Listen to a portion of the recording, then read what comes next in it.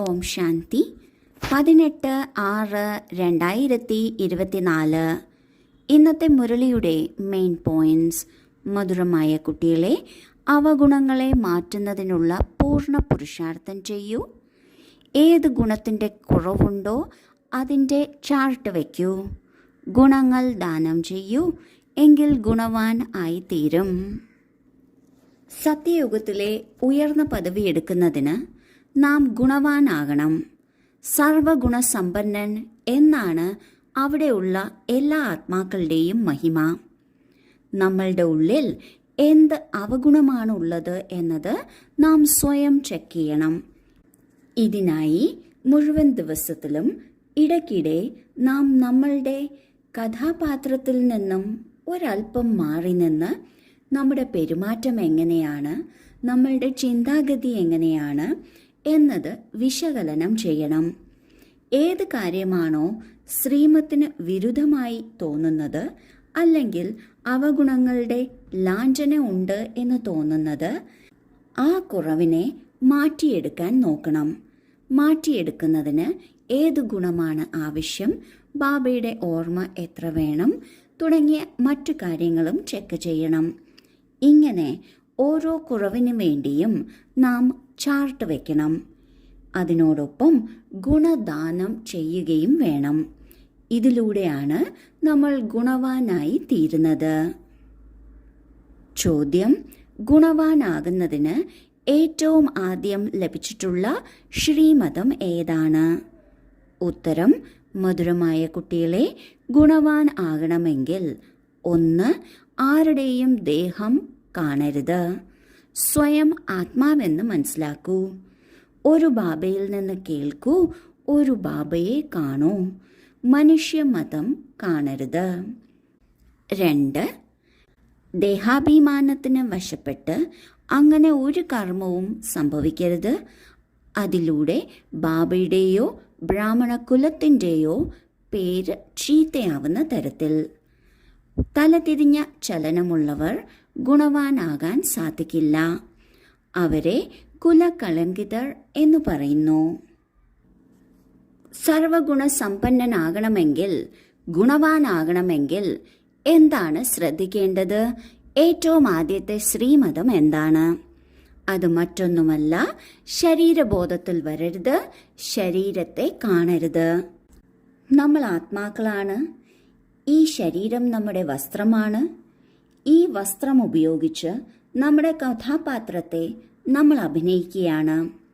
ശരീരത്തിൽ നിന്നും അതുപോലെ കഥാപാത്രത്തിൽ നിന്നും നമ്മൾ മാറി നിന്ന് സ്വയം ആത്മാവാണ് എന്ന യഥാർത്ഥ സ്ഥിതി അനുഭവിക്കുകയും ആ സ്ഥിതിയിൽ തന്നെ സ്ഥിതി ചെയ്യുകയും വേണം. എല്ലായ്പ്പോഴും ഒരു ബാബയിൽ നിന്നാണ് കേൾക്കേണ്ടത്. കാരണം ബാബ മാത്രമാണ് സത്യം പറയുന്നത്. ബാബയെ തന്നെ നോക്കണം, മനുഷ്യരുടെ പിന്നാലെ പോകരുത്. രണ്ടാമത്തെ കാര്യമാണ്, നമ്മളിൽ നിന്ന് തെറ്റായ ഒരു കർമ്മവും സംഭവിക്കരുത്. ഒരുപക്ഷെ നമ്മൾ ആഗ്രഹിക്കുന്നുണ്ടാവില്ല തെറ്റായ കർമ്മം സംഭവിക്കണം എന്ന്. എന്നിരുന്നാലും നമ്മളുടെ കർമ്മക്കണക്കുകൾ ശക്തമാണ് എങ്കിൽ അവ നമ്മളെ കൊണ്ട് തെറ്റ് ചെയ്യിക്കും. ഈ കർമ്മ അക്കൗണ്ടുകളെ ശക്തമാകാൻ സമ്മതിക്കരുത്. അതിനാണ് നാം തപസ് ചെയ്യുന്നത്. അതിനാണ് നാം ബാബയെ ഓർമ്മിക്കുന്നത്. ബാബ എന്താണോ പറയുന്നത് അതിനനുസരിച്ച് മുന്നോട്ട് നീങ്ങുന്നതിലൂടെ, ബാബയെ ഓർമ്മിക്കുന്നതിലൂടെ നമ്മളുടെ ഉള്ളിൽ മുമ്പ് ചെയ്തിട്ടുള്ള പാപകർമ്മത്തിൻ്റെ ഭാരം അത് കുറഞ്ഞു കുറഞ്ഞു വരുന്നു. കർമ്മക്കണക്കുകൾ കുറഞ്ഞു കുറഞ്ഞു വരുന്നു. ഒരിക്കലും കുലകളങ്കിതരാകരുത്. നമ്മളിലുള്ള കർമ്മക്കണക്കുകൾക്ക് മുൻതൂക്കം കൂടുകയാണ് എങ്കിൽ എന്തെങ്കിലും മോശമായ ആക്ടിവിറ്റി അല്ലെങ്കിൽ കർമ്മം നമ്മളിലൂടെ സംഭവിക്കാൻ സാധ്യതയുണ്ട്. അതിലൂടെ കുലകളങ്കിതരാകാനും സാധ്യതയുണ്ട്. ഇതിനാൽ ആത്മാഭിമാനിയാകണം, ബാബയെ ഓർമ്മിക്കണം. ധാരണയ്ക്കുള്ള മുഖ്യസാരം: 1. ദേഹാഭിമാനത്തിൽ വരുന്നതിലൂടെ തീർച്ചയായും പാപം സംഭവിക്കുന്നു. ദേഹാഭിമാനി ഒരിക്കലും ലക്ഷ്യത്തിലെത്താൻ സാധിക്കില്ല. ഇതിനാൽ ആത്മാഭിമാനിയാകുന്നതിന് പൂർണ്ണ പുരുഷാർത്ഥം ചെയ്യണം. ബാബയെ നിന്ദിക്കുന്ന തരത്തിലുള്ള ഒരു കർമ്മവും ഉണ്ടാകരുത്. 2. ഉള്ളിലുള്ള രോഗങ്ങളെല്ലാം ബാബയോട് സത്യമായി പറയണം. അവഗുണങ്ങളെ ഒളിപ്പിക്കരുത്. തൻ്റെ ചെക്ക് ചെയ്യണം. എന്നിൽ എന്തെല്ലാം അവഗുണങ്ങളുണ്ട്. പഠിത്തത്തിലൂടെ സ്വയം ഗുണവാൻ ആകണം. ആദ്യത്തെ പോയിന്റിൽ ബാബ പറയുന്നു, ശരീരബോധം കാരണമാണ് പാപം സംഭവിക്കുന്നത്, ലക്ഷ്യത്തിലെത്താൻ സാധിക്കാത്തത്, ബാബയുടെ പേര് ചീത്തയാകുന്ന തരത്തിൽ എന്തെങ്കിലും തലതിരിഞ്ഞ കർമ്മം സംഭവിക്കുന്നത്. ഇതിനാൽ ആത്മാഭിമാനി ആകുന്നതിന് പൂർണ്ണമായും പരിശ്രമിക്കണം. ബാബയെ നിന്ദിക്കുന്ന തരത്തിലുള്ള ഒരു കർമ്മവും വരരുത്. ഇതിനായി ബാബയ്ക്ക് വിരുദ്ധമായി, അതായത് ശ്രീമത്തിന് വിരുദ്ധമായി ഒരു ചിന്തയും നമ്മുടെ മനസ്സിൽ വരാതിരിക്കാൻ ശ്രദ്ധിക്കണം. 2ാമത്തെ പോയിന്റിൽ ബാബ പറയുന്നു, നമ്മുടെ ഉള്ളിൽ എന്തൊക്കെ നടക്കുന്നു, എന്തൊക്കെ അവഗുണങ്ങളുണ്ട്, എന്തൊക്കെ അസുഖമുണ്ട്, അത് നമ്മളുടെ അവിനാശി ഡോക്ടറായ ബാബയോട് സത്യമായി കേൾപ്പിക്കണം. ഒരു കുറവിനെക്കുറിച്ചും ഒളിപ്പിക്കരുത്. സ്വയം ചെക്ക് ചെയ്യണം. എന്നിൽ എന്തെല്ലാം കുറവുണ്ട്, ഏതെല്ലാം കാര്യങ്ങളിൽ ശ്രദ്ധ കൊടുക്കണം എന്നത്. പഠിത്തത്തിലൂടെ ഗുണവാനാകാൻ സാധിക്കും. ഇതിനാൽ പഠിത്തത്തിൽ ശ്രദ്ധ കൊടുക്കണം. വരദാനം: പരിധിയുള്ള റോയൽ ആഗ്രഹങ്ങളിൽ നിന്ന് മുക്തമായി സേവനം ചെയ്യുന്ന നിസ്വാർത്ഥ സേവാധാരിയായി ഭവിക്കട്ടെ. ഏതുപോലെ ബ്രഹ്മബാബ കർമ്മബന്ധനത്തിൽ നിന്നും മുക്തമായി വേറിട്ട് ഇരിക്കുന്നതിന് തെളിവ് നൽകി. സേവനത്തോടുള്ള സ്നേഹമല്ലാതെ മറ്റൊരു ബന്ധനവുമില്ല.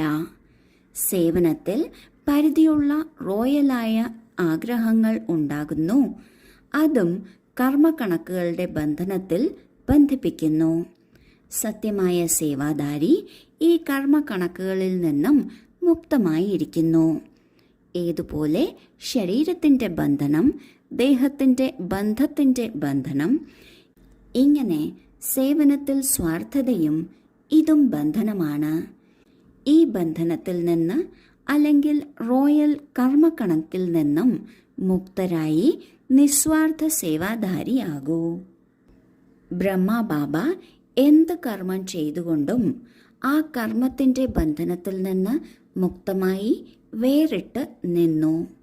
അതുപോലെ സേവനത്തിനോടും ബാബയ്ക്ക് സ്നേഹമുണ്ടായിരുന്നു. എന്നാൽ സേവനത്തിൽ വരുന്ന റോയലായിട്ടുള്ള ആഗ്രഹങ്ങൾ, അതും നമ്മളെ കർമ്മക്കണക്കിൽ ബന്ധിപ്പിക്കുന്നു. എത്ര സൂക്ഷ്മമായ ബന്ധനമായാലും, എത്ര സ്വർണം കൊണ്ടുണ്ടാക്കിയ ബന്ധനമായാലും ബന്ധനം തന്നെയാണ്. ഇതിനാൽ ഈ ബന്ധനത്തിൽ നിന്ന്, അതായത് റോയലായിട്ടുള്ള കർമ്മക്കണക്കിൽ നിന്നും മുക്തരായി നിസ്വാർത്ഥ സേവാധാരിയാകണം. സ്ലോഗൻ: പ്രതിജ്ഞകളെ ഫയലിൽ വെക്കരുത്, ഫൈനലാക്കി കാട്ടൂ. എന്ത് പ്രതിജ്ഞ എടുക്കുന്നുവോ അത് പിന്നെ ചെയ്യാം, അല്ലെങ്കിൽ വേറെ ചെയ്യാം, അല്ലെങ്കിൽ അത് ഇളകിപ്പോയി ഈ സ്ഥിതികളിലൊന്നും വരാതെ അത് ചെയ്ത് കാണിക്കണം. ഇതിനെയാണ് ഫയലിൽ വെക്കാതെ ഫൈനൽ, അതായത് മികച്ചത് ആയി കാട്ടണം എന്ന് പറയുന്നത്. ഓം ശാന്തി.